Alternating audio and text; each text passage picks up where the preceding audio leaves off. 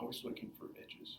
Sure. Looking for their next best performance to do something they've never done before, which is, I've come to appreciate that, John, is that the more I pursued this, I mean, looking at, and it's not, I mean, we can find these analogies, we can find the examples in athletes because these are very specific events for very short periods of time, relatively speaking. Mm-hmm. But you can broaden it out over lifetimes. I mean, people who really have set out to do things that have never been done before. Right. Yeah, it is. Jeez. You know, that's new definitions of what's possible. yeah. And everybody has all kinds of those opportunities in their life where it's not because nobody else has done this thing, it's because I have not done this thing before. Right. Which is just as meaningful. Sure. You know, if not more so. It's like, go down that rabbit hole, go down that lane that you're not comfortable going down. Yeah. And then yeah, it's like Goggins says, do something every day that you absolutely right. hate. Do what you hate. Because when it, then, it's like when if you jump off that cliff or you're at that amusement park and you're going on, there's a scary roller coaster and of course you're scared shitless, before the race or before the ride, and then, you go on it and then the ride stops and then you're like, I didn't die. Yeah. That was awesome. That was awesome. Let's do that again. Like my son, the first time I took him sledding up north in upstate New York, and on one of those little saucers going down, one of these big hills we have covered with snow in December, and he's coming down that sled, and he's probably 3 years old, and look of terror. I mean, just sure. Absolute, just pale as the snow next to him. Just gets to the bottom. What's the first word out of his mouth? Again. That's awesome. And so, it's the same kind of thing. Whether it's getting up and delivering that speech. I mean, a lot of us aren't comfortable, with public speaking, and you get up and you give that speech, and and afterwards, you realize that, yeah, I nailed it. Yeah. I killed it, and that's level of growth. You stretch that rubber band for yourself further to a point where it's not going to go back. Yeah. And so, constantly putting yourself in those situations where you challenge yourself and setting those goals that are going to be moderately challenging. I mean, we can't expect to set the super high goal and do it maybe tomorrow. Like, for example, the 4-minute mile, can't think, okay, well, I'm going to go out and do that this afternoon or tomorrow. But, we have our goal from a 6-minute mile now. Okay, well, I'm going to run a 5:50. Yeah, chart this course. Week. And then chart course. And if and it's the people that are successful, just, from a goal setting standpoint, and that's what I always, preach to folks is, to write down your goals, but have a timeline. I mean, they talk about SMART goals, specific, measurable, and, and then the last one is SMART is the T is timely. And so to have those time benchmarks that you're going to do it. And then, the 4-minute mile thing, who's to say they can't if you set the right time increments. Yeah. So the world record is, I think didn't you tell me that someone had since broken that 4:28 record? Yes, in the last 6-7 weeks ago, it's 4:19. Guy's 53 years old. Wow. So take 9 seconds off at that. Yeah. And that my original I'd set out to in terms of my own time is not just at 4.5 minutes, 4:20, because the record was 4:29 and change and 4:28 and change, and it's like, well, I'm going to reset it at 4:20 because I'm going to throw down if somebody wants to beat that record that I can't work at. So he threw down. So when is your next race? When will be your next formal attempt to break that record? Yeah, my anticipation is in October with the Huntsman Senior Games down in southern Utah. Okay. Yeah. So cross fingers that no injuries and. And your personal best so far, was it 4:32.3. 4:32.3. That's cruising. It is cruising. Wow. I'm just thinking about what goes into that. Just I'm thinking about what that speed is in miles per hour, and just just to do that for 100 or 200 meters for a lot of people, but to do it for 1,600.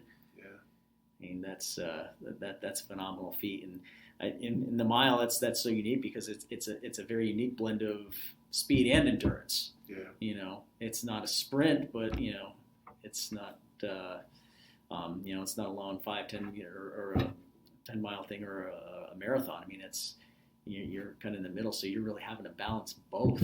Yeah. And so it's definitely, there has to be a lot of strategy involved in there in terms of conserving your energy, but also leaving it all out on the track. Yeah. Good stuff.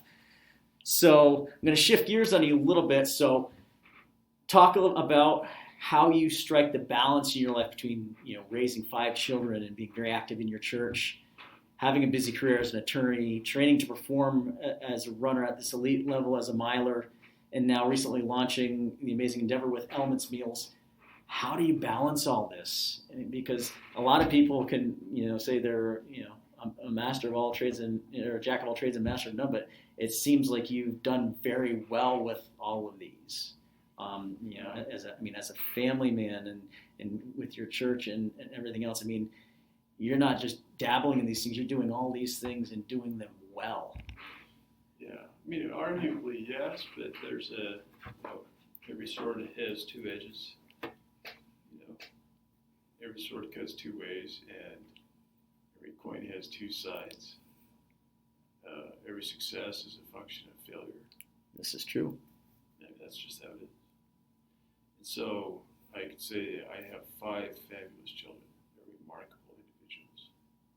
And they have a fabulous mother. And after 28 years of marriage, their mother and myself, we divorced. And which was,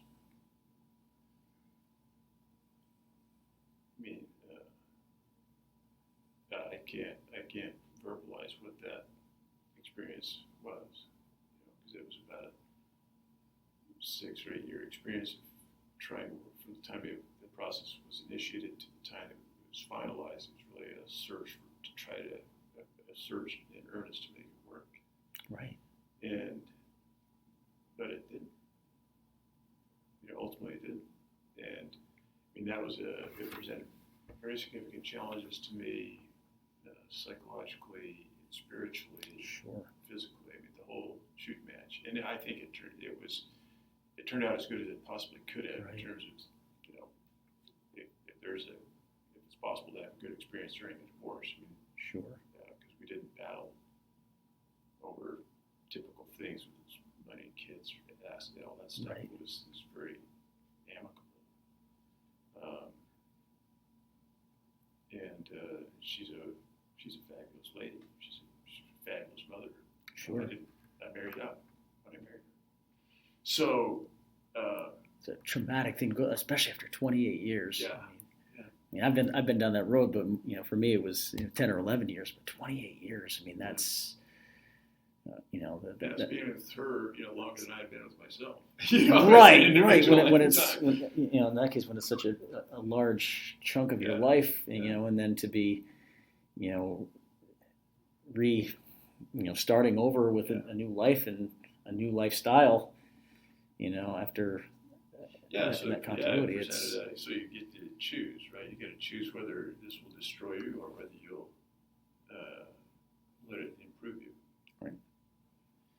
Whether you let it take you down, or whether you can choose to be a student, right, and stay open and curious and learn from it. And I think that's, I don't think there's a single point in time when you make a single decision like that. Those are decisions you have to make sometimes 100 times a day. Sure. Or 1,000 times a day. Sometimes some days are a bit better than others. It sounds like you were able to reframe that as a learning experience. Well, I'm here. And things. Here sure. I am. And here I am. It's like the one song, every new beginning comes from some other beginning's end. Yeah. And so it was a new beginning, a new opportunity. Yeah. And but to try to frame it that way was an education. Because we're all of us are presented with situations in our lives that we don't merit, that we don't warrant, that we don't cause. Right. We didn't ask for it. But there are also those that we do. We do things that, we take action. We don't want to suffer the consequence of the action. Sure. Well, it's like, that's doing something stupid.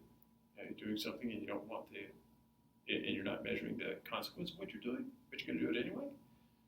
Okay. Tell me how that worked out for you. But anyway, so whatever success I've had, I mean, I can certainly point to say, well, yeah, but look over there and what preceded it, or even what occurred prior to that. I mean, when I had points in time, I've been a very successful husband. I've been a successful dad. But there's a point in time when that failed, and so you move from that, try to learn from that. Sure. And that has happened, still happening, and as a dad, yeah, I see my kids grow up this last year. I've got my first grandson, and that's awesome. Congratulations. That's awesome. Two of my oldest boys have been married in the last few years, and that's been awesome. They've got wonderful girls they persuaded to marry them, and they're doing great things. I mean, they're just making really good choices, and I can see their lives.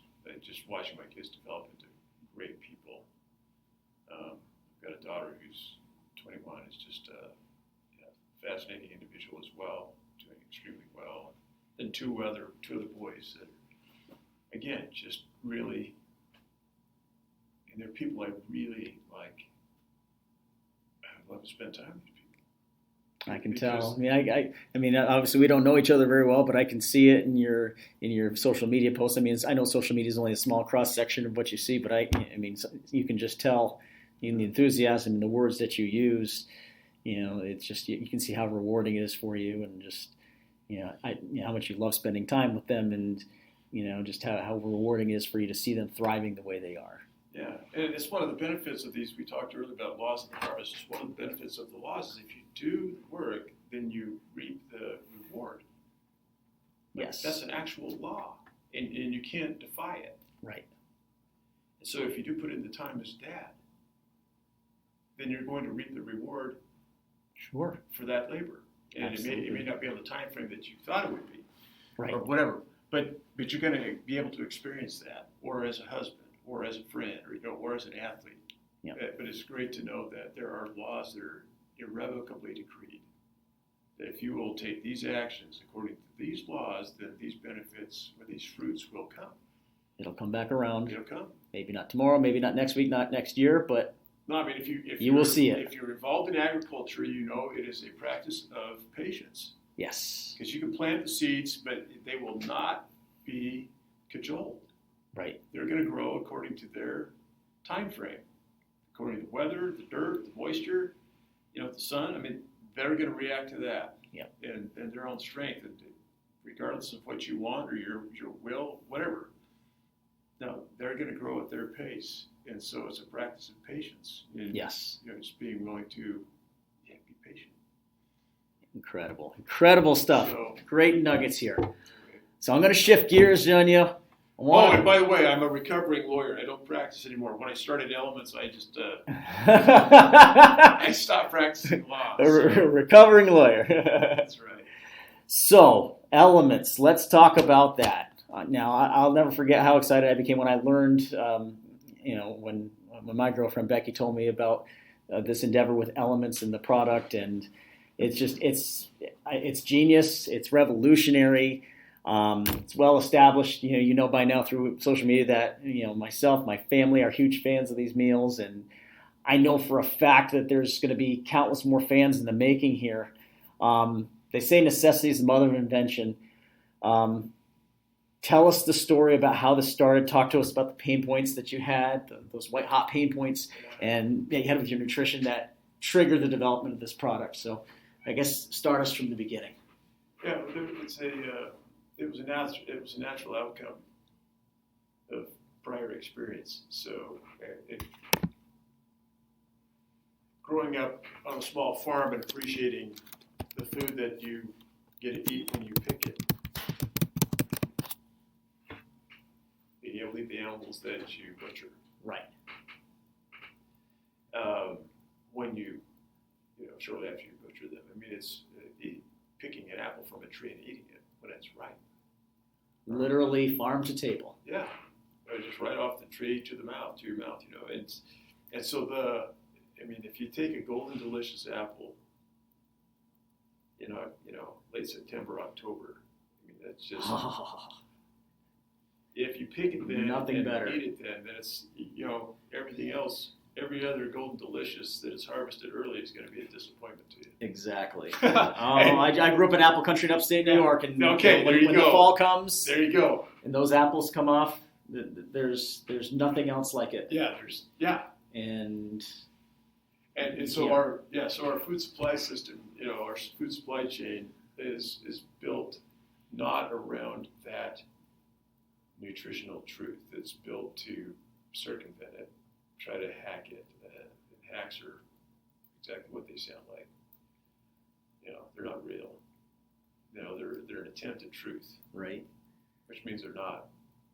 Tell us the truth about what's going on, with when we go to our supermarkets and, we're making our efforts to eat at the outer aisles of the grocery store and to eat fresh or to eat, all these whole foods. But tell us a little more about the truth about what that food's been through by the time it's gotten to your supermarket. Yeah, so this blends into this question, well, where do the elements come from? And really, it came from a crystallized thought of what I want is farm food. I just want farm food in a bag that I can eat anytime I want, anywhere I am. And that desire, that crystallized idea of here's exactly what I want, came from years of not having what I looked for. Right. I practiced for law for decades. I traveled nationally and internationally heavily, and I always controlled what I ate, and that took a lot of work. And so I would eat when I needed to, based on how I was training, because I was very fastidious about my training and my nutrition for my entire life. Sure. So whether I was in a deposition or in a boardroom or in a courtroom, I was eating what I was going to eat. I've had some really weird looks. What was the most, maybe not outlandish, to us, but what were some of the things that maybe appeared the most outlandish that people would see you bring into the courtroom? I was peeling hard-boiled eggs in the courtroom. Okay. Not peeling them before I went in, but just peeling hard-boiled eggs. Objection, Your Honor. Yeah. Peeling my egg. But I remember there was a product I was buying out of Santa Barbara. This fellow who was making what he called the perfect meal out of about 40 different plants, mostly green, and it was a powder. And I introduced it to my siblings. I called it Farm, because you could open. He would make it. He'd put it in these 1-gallon tins. Mm-hmm. You'd open that tin, and it'd smell like the farm. It would smell like a hayfield, with some barley in it, and different grains. But you'd open that, it just reminded me of the farm. Our sense of smell is one of those things that it just brought all those memories back. So I called it farm. So what are you eating? I'm eating farm. So anyway, you'd throw an apple in there, blend it up, and it would make this really kind of an ugly color, this ugly green color, kind of grayish green. And so it was a great food source. It served me really well. But I remember getting some really weird looks as I would shake that stuff up in the middle of some negotiation at a boardroom, and I had some guys look at me like, "What's that?" And I had even put together. I don't think I've ever told anybody this. I had packed around because I had a very specific shaker bottle before shaker bottles came out. I mean, a shaker bottle, and how I'd make this. Anyway, I had purchased a leather traveling kit, like a dock kit, like a shape kit. Sure. A really nice shape kit, and that's what I used to pack it in. But it was still a shape kit. Oh gosh. And so, I just pulled that out of my bag and I'd bust that open and start mixing, because I had the food in there, the bottle in there, and some other, supplement caps and stuff in there, and I would just get the looks like. That's a funny looking lunchbox you like, got there. The conversation would stop, and I finally thought, I'd get comments like, well, what's with the shaving kit? Well, because it works. Sure. It works. It's functional. So, wow. Funny stuff. But, so you decide. But you did what you had to do to be Yeah. successful. And we were talking about this earlier, how much, nutrition is the part that is so overlooked by a lot of athletes. They think, okay, well, I can eat what I want. I'll just do this much more exercise. I'll do more reps. I'll do this. But it doesn't work that way. Well, you can, your body will compensate for that when you're young. The older you get, the less your body is willing to do that, right, or even able to do that. Right. So, it's just, you can't eat Cheetos and have a six-pack once you get over 35, 40, 50. A really great friend of mine told me he was probably one of the most, he had come from abuse of every kind of substance. He grew up in Compton, and just a very challenging upbringing, and every challenging thing that he went through, every substance abuse situation you think of he went through, and made a decision to change his life completely, physically, emotionally, spiritually, and otherwise. And so I asked him, there was a period of time for 2 or 3 years where we would get together once a week and talk about what did you learn this week? And we'd spend 2 hours on that question, what did you learn this week? And so we would share with each other what we learned in the previous week. And during one of these conversations, I asked him, what is it that drives your commitment to nutrition? And he says, I wrote this down. I committed it to memory. This is how we put it. I eat for others, not to satisfy my own tongue. Wow. I said, well, that hit me like a ton of bricks. So eat for others. Rephrase that. He says, I eat to serve others, not to satisfy my own tongue. And I thought, I wrote that down. That's his name is Garrett. And I was fascinated by that because it was a statement of a principle. That's commitment right there. It's a statement of a principle. Right. That the purpose of my life is to serve other people. Right. Not to indulge myself. Right. And to have that applied to nutrition, not just how I spend my time or what role I'm fulfilling, but no. So I asked him to explain that to me. He says, well, I could make a choice to eat a nice big hamburger and fries, etc. at lunch. But I make that decision because it'll give me maybe 5 to 15 minutes of enjoyment. Because it'll taste great, it'll feel good in my mouth, feel good on my tongue. But he says, after that 5 to 15 minutes, he said, my decision to do that will compromise my role as a husband and a father 4 hours from now. When you're falling asleep on the couch. When I get home from work and my wife needs my help and my son meets me at the door, what am I bringing to the table there? Wow. So what am I doing? I'm eating to satisfy my selfish desires. But right. Why would I do that? The consequence of doing that is not to be able to meet my commitments as a husband and a father. Right. Later that day. Because I know it's going to happen. Of course it's going to happen. It's a physiological thing. It's going to happen. If I choose to eat this, that's going to happen. I'm going to get to that. I'm going to get home. The whites of my eyes are going to be yellow. I'm going to feel lethargic. I'm going to feel lazy. I'm going to want to sit down. I'm going to want to rest. Rather than being keyed up and prepared and energetic, when I hit that door, then, man, I am there for them. And so that was Sure. I said, I have never heard anybody put provide to me a principled basis of nutrition and eating patterns better than Garrett did that day. I've never heard it put into those words or anything close to that, but it makes so much sense because we're such a quick fix society, and everybody's all about that immediate gratification.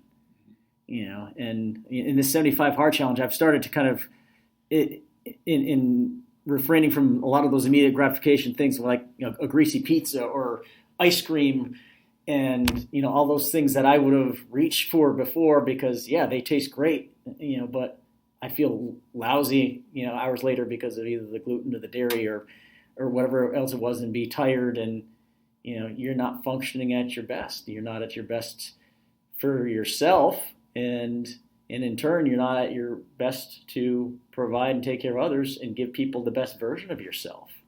And Yeah. so if you can delay that gratification, your rewards are going to be a lot better if you're giving up that cheeseburger or that pizza. When you're playing with your son, you're able to keep up with him. You're able to run around. You're able to help your wife, and then she in turn appreciates it. And lo and behold, that decision is now affecting your relationship. Yeah. I mean, we've got our 4 years of life. We've got our relationships. We've got our mindset. We've got our physical power and our production, which is the way we earn and we make money in our business. And they're 4 legs of a table. Yeah. And if we're not taking care of one leg of that table, guess what happens? The table's going to crash over. All the other legs, all the other pillars are going to be affected there. And that's a great example of how they tie together. Yeah, the power I found in Garrett's statement, Garrett Staples, just a tribute to you, Garrett. That's a tribute to you.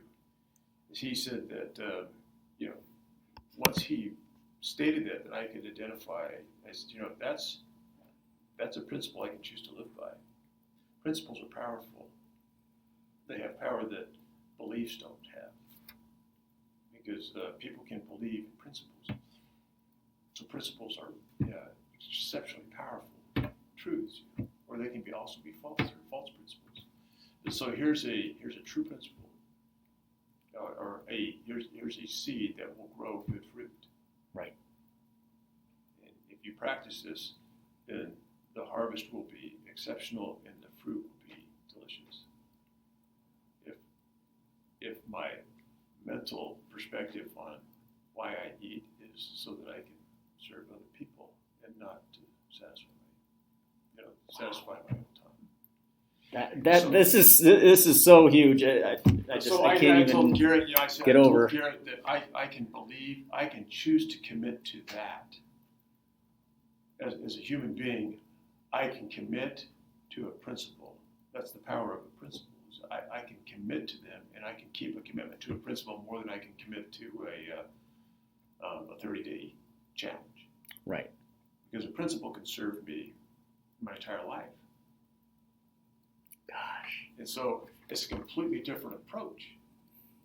It's a completely different view of how I see what I eat. How's this going to, okay, it may, it may make my body stronger, this, that, and the other, but if I reframe that as well, if I sharpen the frame of that, not only do I feel better, but I will be able to serve. And that's a powerful motivation because it springs from love. Right.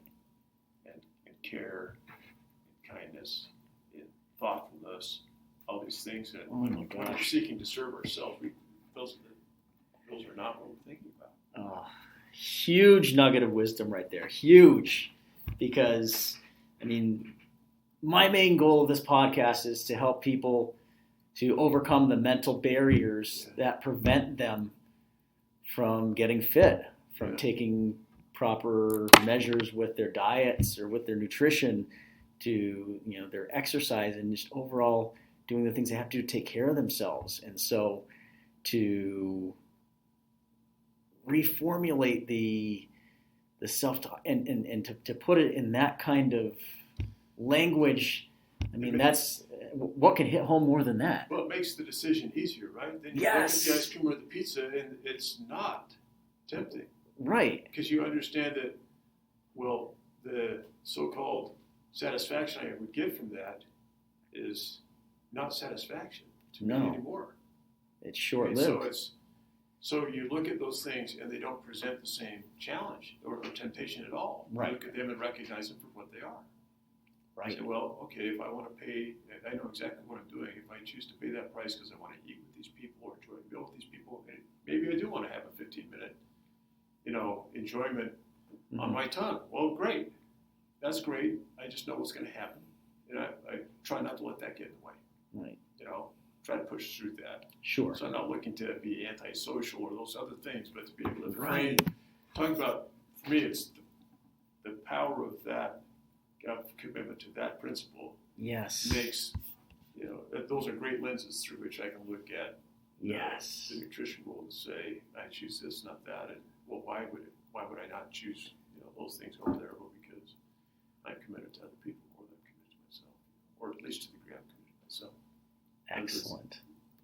So, but I wanted it's the other thing is with respect to elements, I got to a point where I had this white hot pain of because I had a white hot goal, and in terms of improving my running time, for the mile, and it was in the course of increasing, watching the increasing intensity of training based on the goal I'm looking for, and understanding that is an older, I'm over 50, so the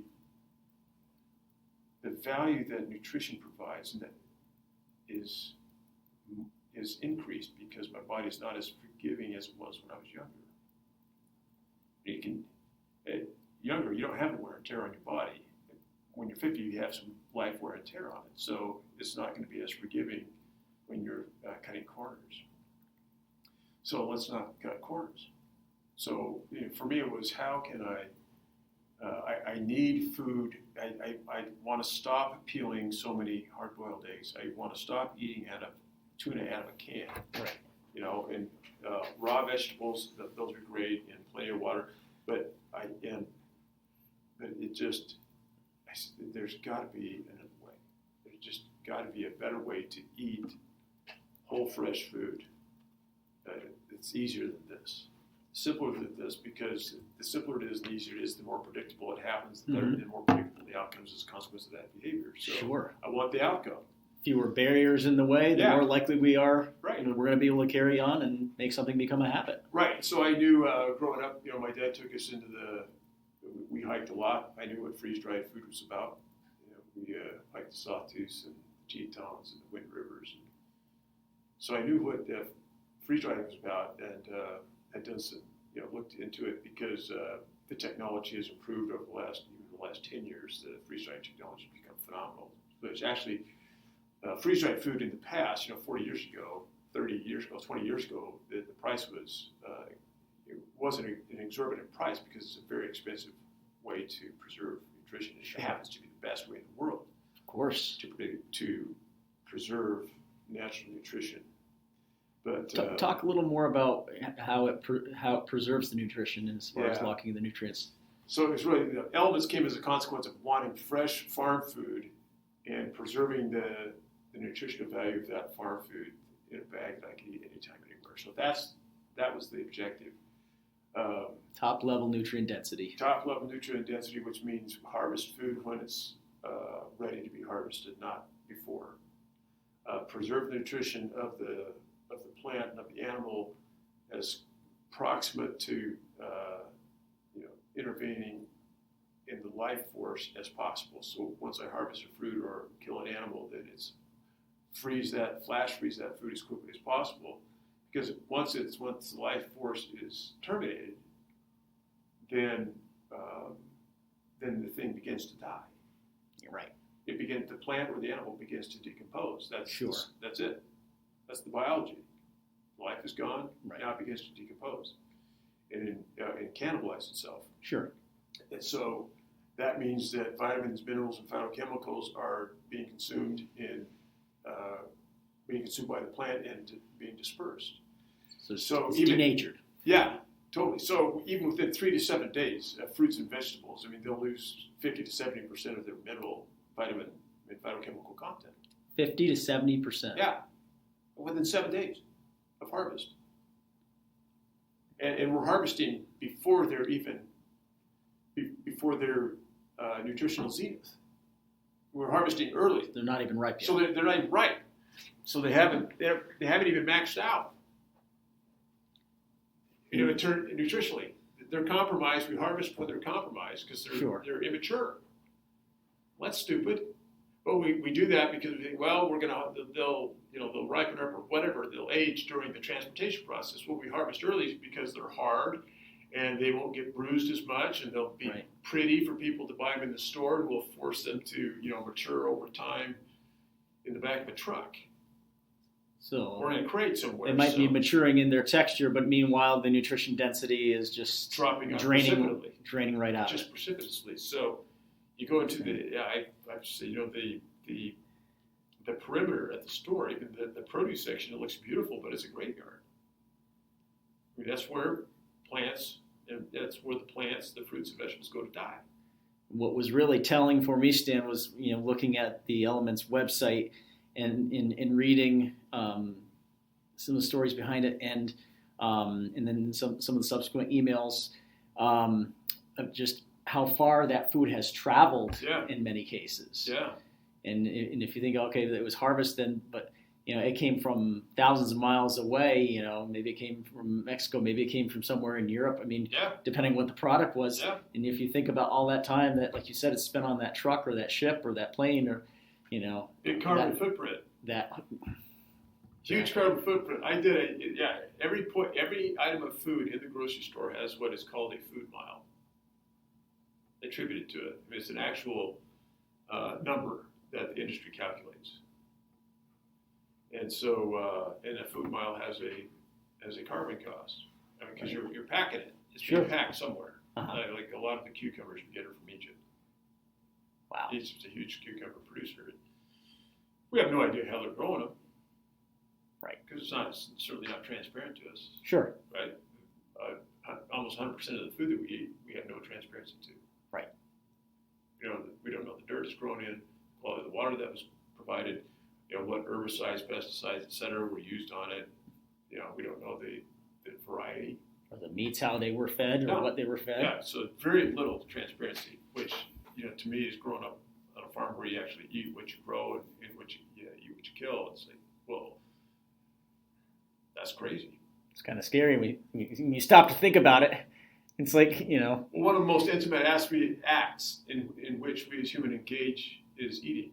Sure. I mean, even in current societies now, in the Middle East, in the Near East, when you sit down, and in some tribes, even still in Central and South America, you sit down to eat. That's a sacrament. That's a whole. Eating together is a holy practice. It's a sacred practice. Sure. To share food one with another is a sacred practice, and that ingesting food, putting food, to give food to another person that he puts in, he or she puts in their mouth. Right. And if that food is tainted, then that's a sacred practice. Right. In older societies, and actually our society, the fact that we've become so divorced from our food it has never happened in the history of the world. Right. Or maybe even the last 50 years. Right. It's the relationship that humans have with food has never been this separated. Right. This disconnected. That's a huge point. There is the relationship with food. I mean, we don't know where it comes from. The folks that I see that have success, I mean, one of the first things they'll tell me is they have a whole new relationship with food. They just, they start taking these things into account. I mean, and it's kind of interesting. I mean, when you talk about where the food has come from, and a lot of people say, well, I won't go to that restaurant because I know what happens in the back. I know how they prepare it. Right. And they're the pizza dough, they're dropping it on the floor and they're using a 5-second roll, picking it up and still using it. But we don't go there. But we'll go to the grocery store, and those same kinds of things could be happening. You have no idea who's touched what, or what's been done to it, and there's no quality control. But because it's at Publix or Kroger or whatever your grocery store is that that is selling it, we accept it as it's perfect and it's clean and we do have a great food system. I mean, compared to the restaurant, right? I'm not saying that we have a system that works very well. Sure, because we're fed very well. I mean, right. we throw away more. We throw away enough food every year to feed 300 million people. Right. Here in the U.S. Absolutely. So it's a very strange place to be, where the abundance of, and I shouldn't say the abundance of food, we do have an abundance of food, but we have a more abundance of edible products. Right. That aren't food. I mean, the crap that is generated by big food industry isn't food. It's edible products. Food is stuff that actually is grown from the earth, and animals that eat that stuff. Right. Right. In my house, in our home, our kids grew up knowing there were two categories of things edible, and one was food and the other one was garbage. And that's what we called it. Right. And so, Sunday morning is one of those mornings where the only morning where we say you could have some cool cereal. Yeah, but Dad, can we have some garbage? I mean, that was the question. It's a garbage day. We had garbage days. Of course, well, you can eat garbage today. Okay. Let's eat some garbage today. But there was a recognition of Right. let's call it what it is. Sure. Food is this stuff that the earth provides to us. But you built that awareness early. Yeah. You know, and I think there's not enough of making kids aware of making the good choices early. Well, they don't get the blessing, John, of being able to plant seeds and see plants grow and being Right. fascinated with that, Right. watching the fruit of these plants. I mean, it is a mystery. Right. It's a miraculous mystery to me. The relationship between earth and seed, water, sun, and air, and inorganic minerals. Right. That the soil and the plant can work together to convert to water-soluble minerals accessible to the human body. It's quite a phenomenon if you stop to think about it. Show me human technology can do that. Right. I mean, this is what every plant can do. The plant and the soil, something happens between the plant, the root, and the soil. Yep. And the water and the sun, and our bodies utilize it. I mean, it's absolutely fascinating. So what I wanted to do with Elvis was really capture, honor food, hold food in that place where it should be. It's a sacred thing. Is there any wonder that people don't respect the earth because they have no respect for where food comes from? If Right. they did, they would treat the earth a lot better. Right.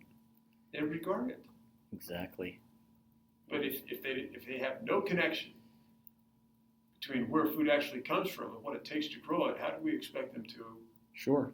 honor the source if they don't know if it's the source? I mean, it's a very common sense, and but it's absolutely sure. And it starts with us as parents too. I mean, as parents, we're not modeling that and showing them how to respect the food and where it comes from, Yeah, and to have that kind of relationship. If Put a small garden in the backyard. if we're not modeling that kind of behavior, how are kids going to pick up on it? Very hard, very difficult to have. They need to learn the habits somewhere, and if they're not getting them from us, where are they going to get it from? So we wanted to capture that. I wanted to capture that nutrient density and be able to provide that to people, because I knew if we didn't capture it, then we couldn't deliver it. And so that's really where the Elements Mills came from, is harvesting food when it's ripe, flash freezing that food within hours of harvest, and all of our animal proteins naturally raised, pasture raised, and flash freezing that flesh within hours of kill, so that the nutrition is there. Freeze drying food actually preserves even cell structure. Okay. Enzymes remain alive. It doesn't kill the food at all. It actually puts us in basically a stasis. Sure. And so the freeze drying technology is we actually freeze food to a 40 degrees below Fahrenheit. Gotcha. 40 degrees below zero, which makes sure that all of the water, all the HO2 molecules in the food are that's all crystallized. That's placed in a freeze drying machine, which creates a vacuum, and then air pressure is increased, decreased, and the water molecules change instantaneously from solid to gas. So it goes from ice to steam. Right. Just instantaneously without transferring to liquid, from solid to liquid to gas. Oh my gosh. So there's that change, because you set an ice cube out, and you sit there. If you want to melt it and become steam, you got to apply a heat, but it's going to, most of it's going to become liquid first before it evaporates. Sure. Steam, right? Well, in the freeze drying, it's one reason it's called freeze drying is the transfer of that water from solid to gas is in a dry state. Okay. It never goes liquid. And so that kind of transfer of the water, so what's pulled out of the food is just the water. Right. So the nutritional contents, Still there. all there. Cell structure, there. Flavor, there. Texture, there. Taste, there. Even the Brix levels. So all that stuff is preserved. And it's put in a point of stasis. So now I don't need now as long as I shelter it from sun, moisture, and air, from light, moisture, and air, then it has a stable shelf life. And that nutrition is very stable over longer periods of time. So basically a sealed bag and it's sheltered. Right. So, you buy Elements Meals, you get it in this bag. It's a multifunction bag. Yes, it is. Because it's protecting the food from light, air, and moisture. Yep.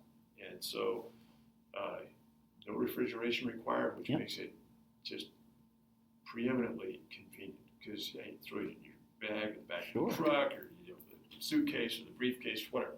And the bag can become its own bowl. Yeah, the bag. Which I love that feature. There's no cleanup. Yeah, that we're trying to respond to the issue of food waste. There's no waste. Single guys out there, listen to this. There's no prep involved. There's no cleanup, and you're getting a great meal. I mean, gosh, what can be better than that? What can be better than that? So yeah, you can do right out of the bag, as you obviously have, and but you can also plate it if you're at home. You just don't want to cook. I mean, you can plate these foods in wonderful ways. Like I said before, freeze, dry, farm to table. That's right. That's good. You came up with that phrase. I remember. Can I use that? Absolutely. Absolutely.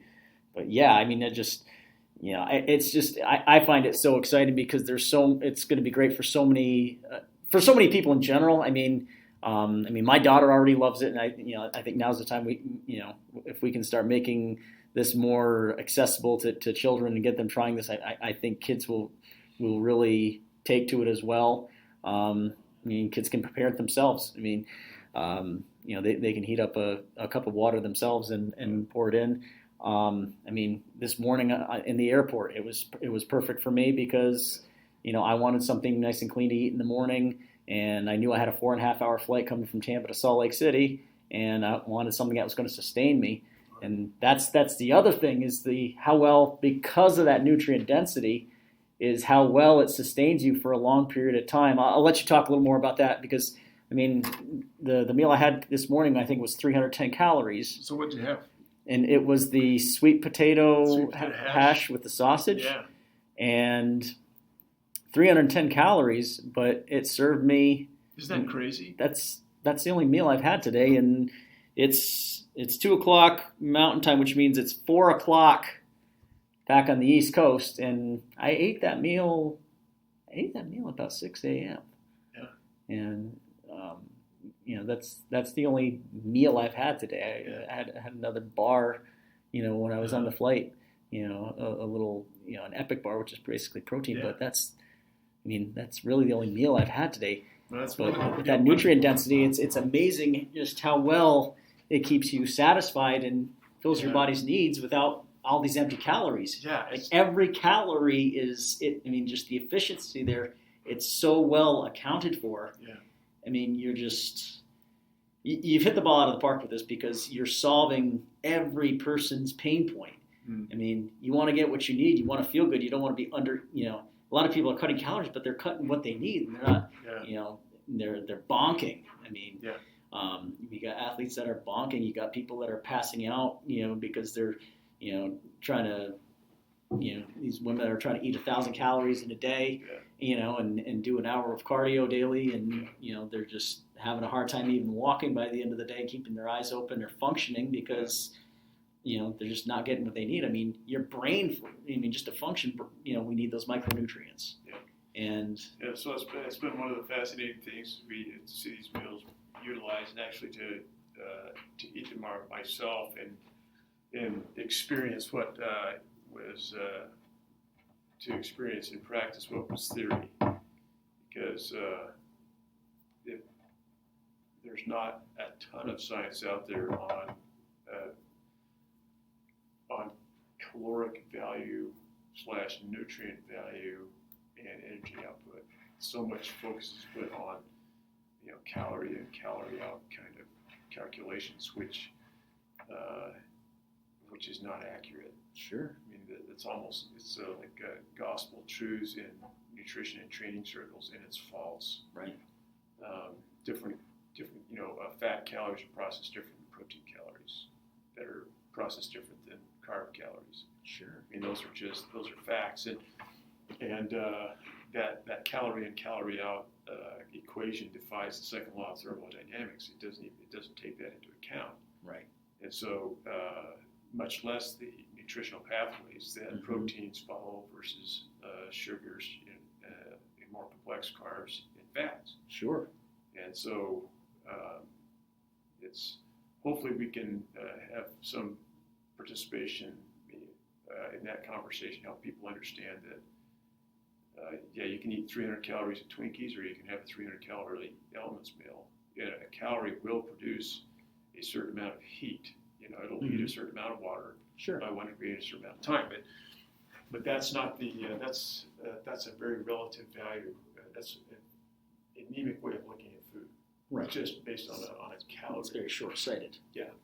So it's been really wonderful to see how, with elite athletes to moms to executives, whoever's just the common man, whoever's eating our foods, to see them have this realization that 300 to 400 calories, our caloric content in calories tops out 400 calories. Our red lentil dal is 400 calories. Our coconut meat chicken is 400 calories.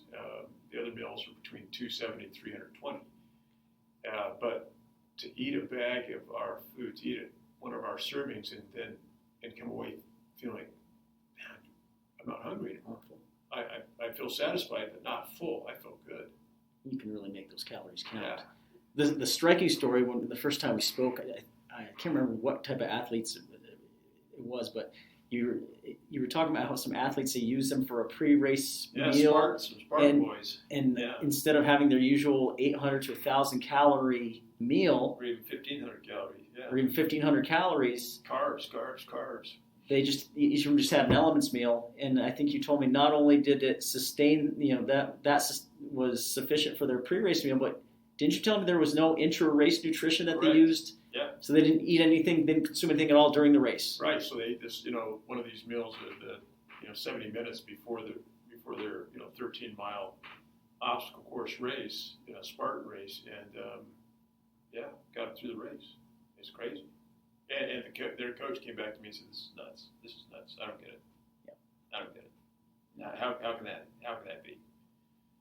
Right. So. Yeah, and that just struck a chord for me, because as a triathlete and having done 3 Ironmans, and then you're already anxious as can be the night before a triathlon, especially an Ironman race, thinking about everything and anything and your equipment, and there's a lot of things that have to go right on that day. And one of the things that has to go the most right is your nutrition, and that includes the night before. Yeah. And, all I'm thinking about is, I'm traveling to these races, going to Louisville or going to Panama City Beach or going to Lake Placid, and you need to have, better have that kitchen facilities and, to cook something for yourself. But if you're in a regular hotel room, you might have a microwave and, you have the bathroom sink in most conventional hotel rooms. So in that case, a lot of people are rolling the dice, with whatever they're going to get at the restaurant. Like in what we said before, you don't know what's happening in that restaurant. Yeah. And food quality transparency. You're going out and you're getting your pasta from, Olive Garden or Carrabba's or Cheesecake Factory or wherever it is that, true story, been there, done that with some of these type of restaurants, pre-race. And, nothing happened, but you're rolling the dice. Yeah. And, and at the same time, when you're already stressed the night before the race, do you really want to be going through the motions of preparing a meal? Yeah, so I think one of the greatest benefits that Elements Meals brings to be conscientious eaters is really peace of mind. Right. I mean, it quiets that anxiety, that mental anxiety down, that I've got my nutrition handled, no problem. Right. And and because it is such clean burning fuel, it's not going to react on you. It's not going. The next day you're not going to find yourself feeling sick. Right. You're not going to have the gut rot or whatever else that you can have from eating these other processed foods or foods that you get from takeout. And so, I know for triathletes, I mean, this, when triathletes give this a shot, they're going to absolutely love this, because it's going to fuel them, not just for the night before, but the next day they're going to feel the effects. Gosh, I mean, you needing this stuff dry on the bike, I think, would be phenomenal. We have some of those guys that do that, just eat it dry. Yeah. I haven't tried it. Yeah, I haven't been on the bike much lately, but I will try that. I'd rather eat my calories than drink them on the bike. So I think that'd be phenomenal. And I'd rather have that in my stomach than all the processed sugars and synthetic sweetened things that you get in a goo, or some of those gels, or some of the waffles and whatever else. I mean, this kind of thing is gonna it's going to treat your body a lot better. Yeah, it'll be interesting to see how it goes. So very good. And and I know some folks that are bodybuilders that are very interested in this as well, because when they're doing their cuts with their calories and everything else, I mean, to only have 270 to 400 calories that they're taking in, and to be getting that much bang for their buck with all the nutrients that they need, a lot of these things that people are having to take extra pills just to reach those daily allowances. Yeah. It goes a long way. So, Stan, how can everyone find you? How can they find you on social media? Yes. What website can they go to access Elements Meals? Real simple. Just first Elements Meals. It's getyourelements.com. Getyourelements.com. And folks, I'll also have this in the show notes. And how can they find you on Instagram or Facebook too? How can they find more information? Our social media with Elements is Elements Meals at Elements Meals. So our Instagram handle, Facebook, it's Elements Meals. Oh, okay. And website is Get Your Elements. Social media is Elements Meals. Me personally, it's Stan the Mile Man. So right. And so hashtag Elements Meals. Yes, hashtag Elements Meals. So, and when you have when you have that moment, where you try it and you realize how much you love it, we definitely love to hear from you. So hashtag Elements Meals, because we want to hear about how well the product has treated you, and how well how it's contributed to your success, how it's eliminated your pain points, and how it's helped you in general with your quality of life. Excellent. Yeah, I'd love to hear good feedback. Absolutely. Stan, thank you so much for opening your office to me for this episode, and for taking the time to tell us about all your accomplishments, providing so many useful nuggets of wisdom. As promised, best podcast ever for this podcast. And once again, if something resonated with you, please go on and leave a 5-star review. Everyone, thank you for listening. Continue to be your own agent of change. And as always, be good to yourselves.